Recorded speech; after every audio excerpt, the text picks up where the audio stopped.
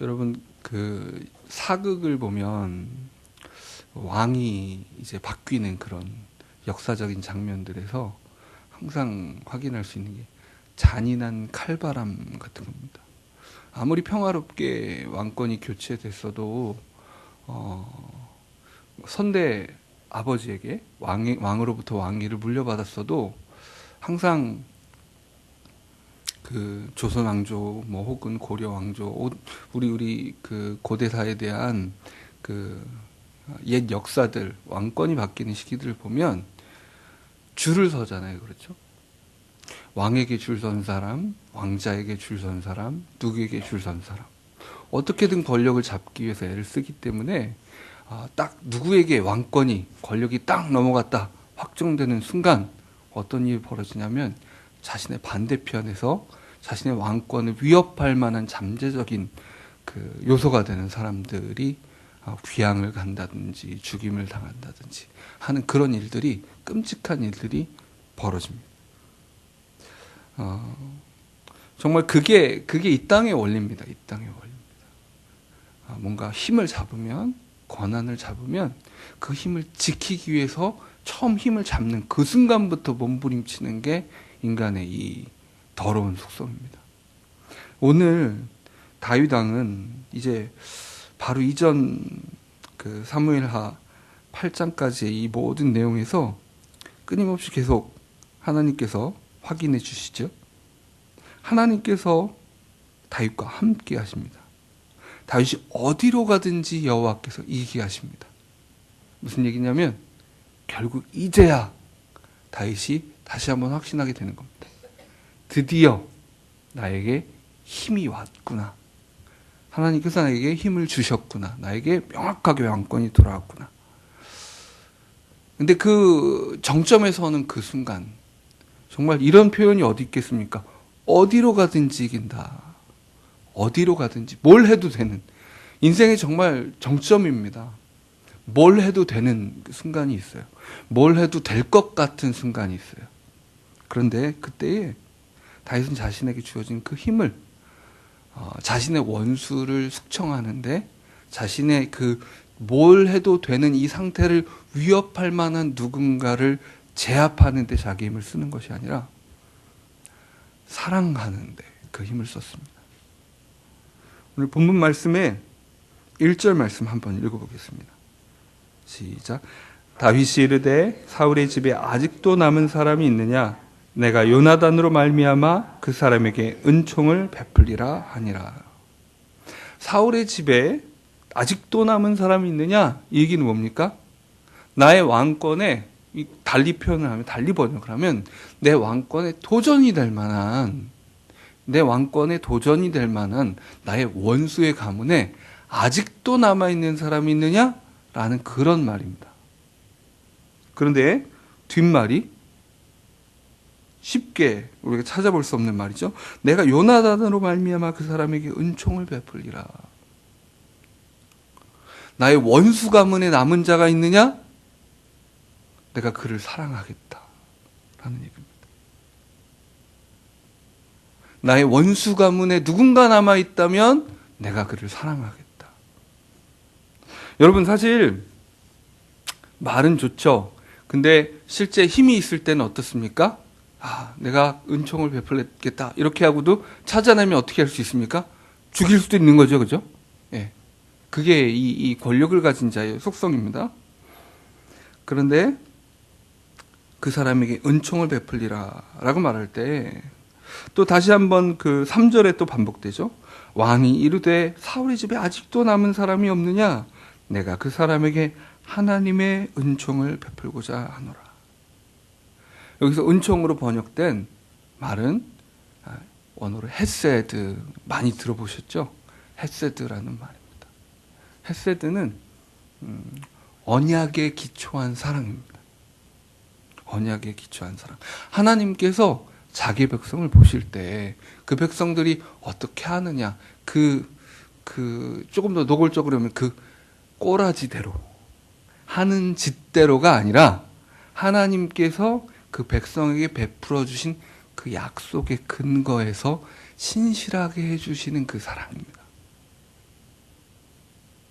지금 잘하느냐 못하느냐가 아니라 하나님께서 그에게 내가 이 사랑을 베풀겠다라고 약속하신 그 사랑에 의거한 사랑을 헤세드라고 부릅니다. 헤세드는 항상 약속을 떠올리게 합니다.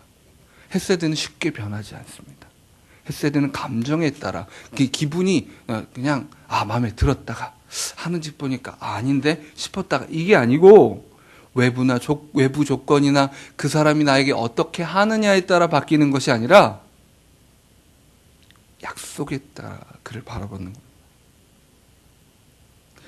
오늘 새벽 찬송가가 좀 음이 높아서 이걸 불러야 될까 생각하다가 너무 이 가사가 오늘 본문에 너무나 맞고 너무나 아름다운 거예요. 제가 다시 한번 읽어드릴게요.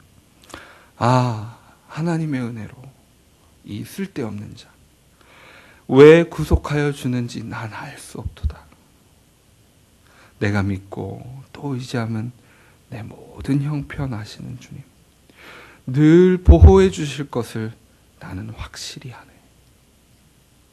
알 수가 없어요. 알 수가 없어요. 왜 그러는지. 이 헤세드의 사랑을 경험한 무비보셋이 고백을 합니다. 8절 말씀입니다. 함께 읽어보겠습니다. 시작. 그가 절하여 이르되 이 종이 무엇이기에 왕께서 죽은 개 같은 나를 돌아보시나이까. 그저 왕 앞에 자기를 낮추는 표현만이 아니었습니다. 무비보셋은 자신의 처지와 형편을 마치 죽은 개와 같다. 뭐 했습니까?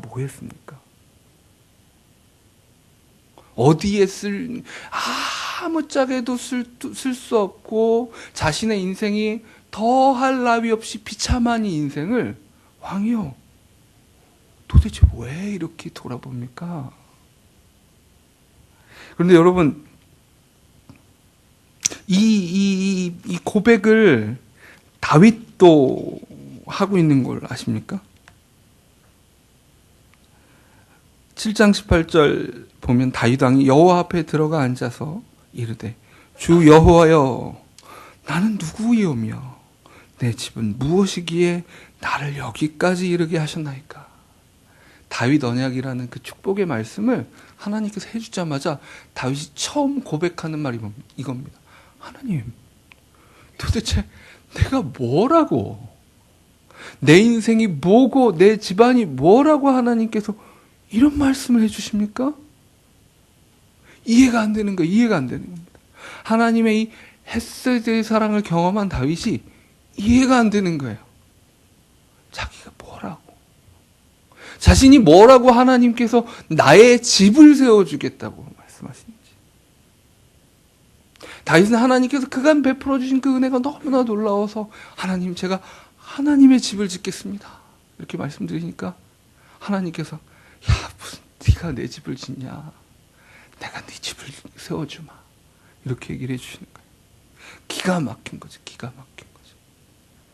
원수의 집안에 사울 왕이 죽임을 당할 때 무비보셋이 어떻게 피했습니까? 이제는 다 끝장났구나 생각하고 시녀가 그 아기인 무비보셋을 안고 도망을 칩니다.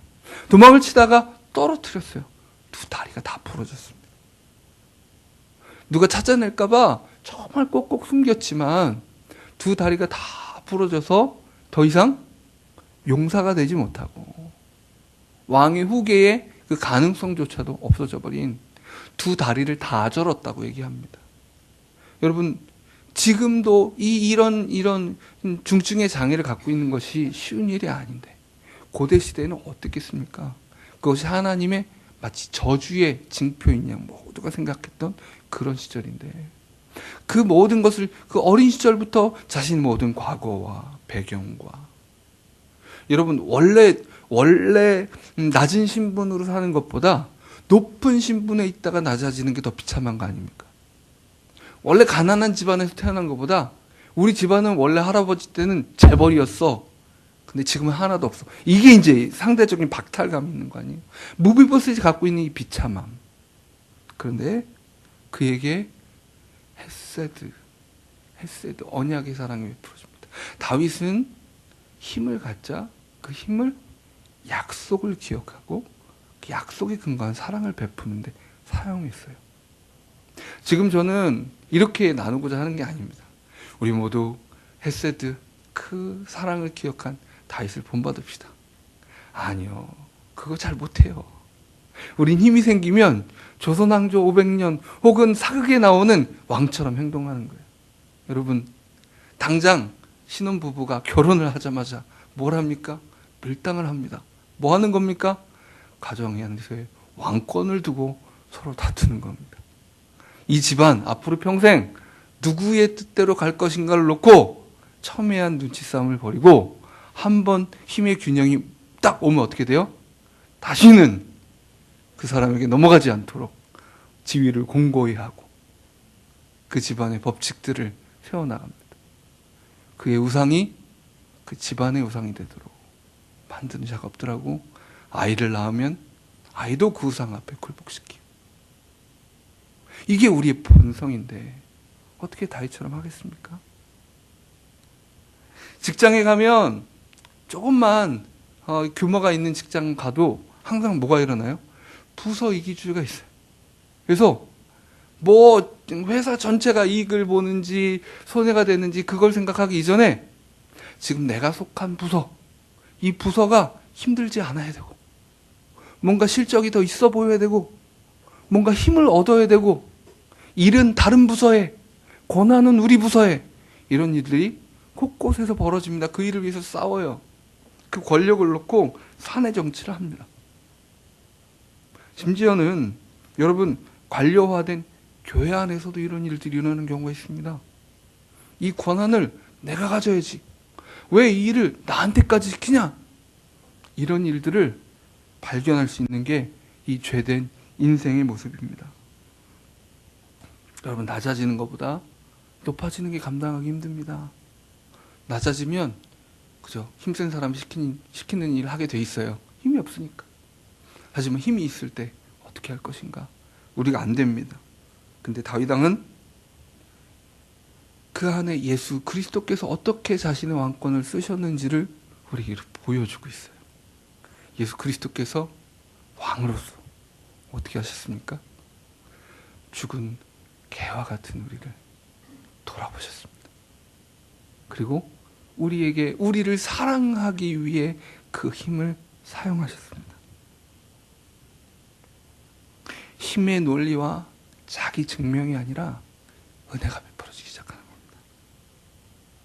오히려 예수 그리스도께서, 그 왕께서 십자가에 달리셨을 때 그 모든 군병들은 그 왕권에 도전했습니다.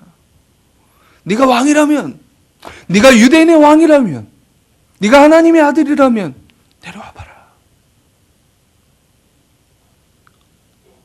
예수님의 제자들은 예수님께서 그 왕권을 사용하시기를 간절히 바랬어요. 베드로는 칼을 뽑아들고 저항했습니다. 예수님의 제자들은 예수님께서 오병이어의 기적을 통해서 베푸셨던 그 놀라운 왕권을, 물 위를 걸으시는, 풍랑을 잠잠케 하시는 그 놀라운 왕의 권세를 언제쯤이나 사용하실까, 모든 것의 역전이 어디서 일어날까, 그걸 항상 기대하고 있었습니다. 그런데 우리의 왕께서는 그 왕권을 어떻게 사용하셨습니까? 스스로 자신을 십자가에 못 박는 데 사용하셨습니다. 그리고 그의 헤세드, 약속에 근거한 그 사랑을 통해서 이제 이 새벽에도 그 고백을 하러 오신 거 아닙니까? 내가 무엇이라고, 내가 도대체 뭐라고 그렇게 하셨습니까? 내가 도대체 뭐라고 그 십자가의 약속을 끝까지 이루시고, 십자가에 지시기 전에 예수님도 힘드시지 않은 게 아니었잖아요. 할 수만 있거든, 이 잔을 내게서 지나가게 없어서. 땀방울이 핏방울 되도록 씨름하셨던 그가 십자가에 있는 모든 순간에 무엇을 생각하셨습니까? 말씀이 그대로 이루어질 것을 생각하셨어요. 그리고 그 마지막 숨을 거두시는 그때에 다 이루었다 말씀하셨습니다. 헤세드의 그 사랑, 그 약속, 우리를 건지기 위한, 죽은 개와 같이 아무 쓰잘데기 없고 그의 왕권에 오히려 잠재적인 도전이 되는, 그리고 지금 이 순간도 호시탐탐 그의 왕권을 노리고 있는 자들, 잠재적인 반역 세력들. 이 새벽에 기도하고 갈지 모르지만 다시 한번 오늘 하루 순간순간 예수 그리스도 그가 왕 되신 것을 전복하고, 내가 왕이라고, 나에게 권한이 있다고, 나에게 힘이 있다고 끊임없이 주장할 것이 뻔할 우리 인생들을 향해 그가 다 이루었다. 내가 그 사랑을 이루었다. 내가 그 죄에서 구원해냈다. 말씀하셨습니다. 우리는 시바와 같은 인생입니다. 시바는 종이었어요. 그런데 그 사울의 집안에 누가 있느냐 물어보니까 뭐라고 대답하냐면 3절에 내가 그 사람에게 하나님의 은총을 베풀고자 하노라 하자 시바가 왕께 아뢰되 요나단의 아들 하나가 있는데 다리 저는 자니이다. 지금 시바는 어떤 사람이에요? 사울의 집안의 종입니다. 여러분 고대의 그 왕가의 종은 어때요? 죽어도 충성을 다하는 게 종이잖아요. 근데 뭐라고 대답해요? 요나단의 아들이 있는데 다리 저는 자입니다. 이름도 얘기 안 해요. 시바라는 이 종에게 있어서 자신의 주인이어야 마땅할 무비보셋은 다리 저는 자입니다. 다리 저는 자. 우리 이 막말로 아들이 하나 있긴 한데 양해하십시오. 그 병신입니다. 병신. 이렇게 얘기하는 거예요. 이해되세요? 어떤 태도인지, 어떤 어감을 가지고 이야기하는지. 그리고 사울 왕의 그 모든 재산은 누가 관리하고 있어요? 시바가 관리하고 있어요. 종이, 노예가 왕과 그 집안이 싸그리 몰락했기 때문에 자기가 주인인 것처럼 행세하고 있는 임시 상황이에요. 다윗에게 잘 보이려고 벌떡 나와가지고 이렇게 얘기하는 상황입니다. 나중에 또 반복되겠지만 시바는 이 기회주의자예요. 끊임없이 이 배은망덕의 마음으로 살아가는 인생, 그것이 우리인데 그에게 여전히 베푸시는 하나님의 신실한 사랑. 권력을 부리고 싶고 청지기가 아닌 배은망덕한 자로 특권을 누리며 갑질하고 싶은 우리 인생에게 다윗의 왕권이, 하나님께서 주신 왕권이 베풀어지자 은혜가 나타나기 시작하죠. 여러분 베드로 전서 우리 묵상하시잖아요. 왕 같은 제사장이요 라고 말할 때 우린 뭐예요? 아담의 후손이에요. 그래서 이 땅에 대리왕으로, 위임왕으로 하나님께서 세우신 사람들이에요. 다시 말해서 우리는 왕들로 부르심 받은 사람입니다. 신약 성도는. 그럼 왕권이 행사되겠죠. 왕권이 행사될 때 그 왕권이 나타나는 곳에 갑질이 나타나는 게 아니라 뭐가 나타나요? 다윗의 이 왕권이 드러났을 때처럼 누군가에게 사랑이 흘러가기 시작합니다. 사랑이 흘러가기 시작합니다. 여러분 참 주의하십시오. 이 땅에 왕들로, 작은 왕들로 주님께서 우리에게 맡겨주신 영역이 있잖아요. 가정이나 직장이나 관계나 자신의 작든 크든 소유나, 그것을 여러분은 왕처럼 권한을 행사할 수 있도록 하나님께서 맡겨주셨어요. 그때 거기서 누군가 갑질을 느끼게 하지 마십시오. 여러분 갑질이 이렇게 그 뻔한 드라마에 나오는 것처럼만 생각하지 마세요. 이 갑질의 기준은 나는 그래도 하느라고 했는데 이게 기준이 아니고요. 당하는 사람의 입장에서 하는 사람은 갑질이 아닌데 당하는 사람은 갑질이에요. 그럼 갑질입니다. 그죠? 이해되시죠? 뭐 예를 들어 옛날 구도에서 시어머니는 며느리에게 최선을 다해서 친절을 베풀었는데 며느리는 너무나 고통스러워요. 그럼 뭐예요? 그게 갑질이에요. 기준이 뭔지 아시죠? 우리가 힘이 생기고 권한이 생길수록 또 나이가 들수록 우리에게 주어진 힘이 생기는 경우가 있잖아요. 위치가 생기는 경우 있잖아요. 그때일수록 우리는 뭘 생각해야 돼요? 나에게 주어진 이 힘이 누군가를 내가 의도하지 않아도 고통스럽게 만들 수 있다는 것을 아셔야 됩니다. 그때 우리는 무엇을 기억해야 됩니까? 우리에게 베풀어진 이 헤세드의 사랑을 기억해야 됩니다. 죽은 개와 같은 나를 도대체 내가 뭐라고 이렇게 하십니까? 그것을 기억하고 다시 십자가 앞에서 그분이 끝까지 나를 향해, 우리를 향해 집중하시면서 베풀어 주신 그의 육신을 깨트려 주신 그 사랑을 기억해야 합니다. 이제 은혜를 받은 자, 새 생명과 기회, 새로운 기회를 얻은 자, 우리 어떻게 해야 됩니까? 우리 안에 그리스도께서 사시도록 하십시다. 우리에게 주어진 이 작은 왕권, 이것을 통해 은혜가 전달되게 하십시다. 내가 해준 게 얼만데 이런 거 말고요. 상대방이 어떻게 하든 간에 그에게 베풀어져야 마땅한 그 언약의 사랑이 베풀어질 수 있도록 은혜와 정의가 우리 삶의 영역에 그리스도의 통치가 오늘도 선포되기를 간절히 소원합니다. 기도하겠습니다. 하나님 아버지, 우리가 무엇이라고, 내가 무엇이라고 그렇게 끝까지 포기하지 않고 사랑하셨습니까? 십자가에서 우라통이 터져서 걸어내려오실 수 있었던 주님, 어찌하여 끝까지 참으셨습니까? 그 사랑을 기억하고 그 사랑 앞에 오늘도 우리를 온전히 맡겨드립니다. 그 사랑 없이 살 수가 없습니다. 그 사랑 없이 숨 쉴 수가 없습니다. 그 사랑 없이 우리의 인생이 의미가 있을 수가 없습니다. 주님, 오늘 하루도 주님의 그 사랑 앞에 우리 자신을 맡겨드리오니 그 사랑으로 살게 하여 주시옵소서. 끊임없이 이 세상의 법칙 갑질하며 권한을 휘둘르며 자신의 왕권을 지키고 자기를 증명하기에 몸부림치는 수많은 사람들이 둘러싸여 살아가겠지만 우리는 그보다 그것을 온통 뒤덮고도 남는 하나님 아버지의 그 놀라운 사랑을 기억하며 감격하며 그 사랑에 취하여 살게 하여 주옵소서. 우리에게 주어진 이 작은 왕권들이 행사될 때마다 우리 자신이 깨어지게 하시고 부서지게 하시고 예수 그리스도께서 제자들 발을 씻기셨던 것처럼 우리 또한 발을 씻기는 그 섬김이 나타나게 하여 주시옵소서.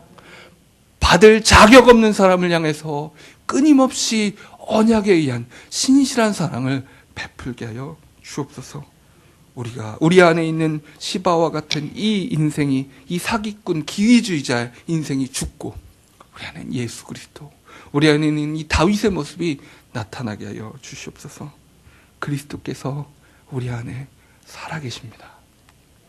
우리 안에 계신 예수 그리스도께서 오늘 하루도 영광을 받으시길 원합니다. 예수 그리스도의 이름으로 기도합니다. 아멘. 주님 가르쳐 주신 기도로 기도하겠습니다. 하늘에 계신 우리 아버지여,